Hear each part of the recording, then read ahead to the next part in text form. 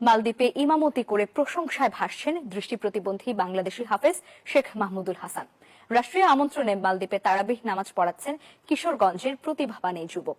শেখ মাহমুদুল হাসানের সুমধুর তেলাওয়াতের সুরে মুগ্ধ মালদ্বীপের মানুষ। 19 বছরের এই হাফেজের তেলাওয়াতে মুগ্ধ প্রবাসী বাংলাদেশিরাও। মালদ্বীপ থেকে ইমরান তালুকদারের তথ্য ছবিতে দেখুন বিস্তারিত। অন্ধত্বের কাছে হার মানেননি কিশোরগঞ্জের শেখ মাহমুদুল হাসান, বরং দৃষ্টি প্রতিবন্ধী হয়েও হয়েছেন কোরআনের হাফেজ। বিরল প্রতিভার অধিকারী হাফেজ শেখ মাহমুদুল হাসান আন্তর্জাতিক কোরআন প্রতিযোগিতায় অস্ট্রিয়া, ভারত, ইরান, লিবিয়া সহ বিভিন্ন দেশে অংশগ্রহণ করে তেলাওয়াতের সুর ও মাধুর্যের মাধ্যমে বিশ্ব মঞ্চে বাংলাদেশের মর্যাদাকে সমুন্নত করেছেন।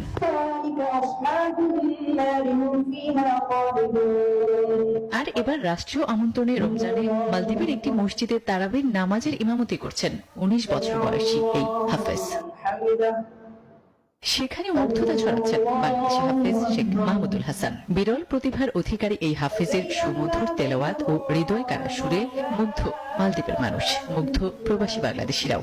First I heard, he's reciting Quran in Isha, and I was very, impressive. But he's doing very well.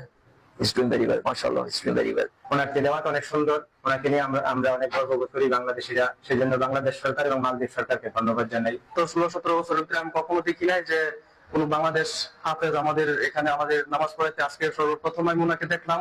ভিন দেশের এই দৃষ্টি প্রতিবন্ধীর অর্জন বাংলাদেশের জন্য এক বিরল গৌরব। আলহামদুলিল্লাহ, আমি খুবই আনন্দিত হই, খুবই অনুপ্রাণিত হই যখন নামাজ শেষ হয়, সালাত শেষ হয়। শেষ হওয়ার পরে আমার প্রবাসী ভাইরা আমার সাথে দেখা করার জন্য ওনারা ব্যাকুল হয়ে থাকে।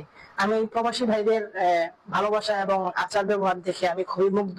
তার প্রতিভা ও নিরলস প্রচেষ্টা আন্তর্জাতিক অঙ্গনে পবিত্র কোরআন শিক্ষার প্রসারে নতুন সম্ভাবনার দ্বার উন্মোচন করবে বলে মনে করেন প্রবাসীরা।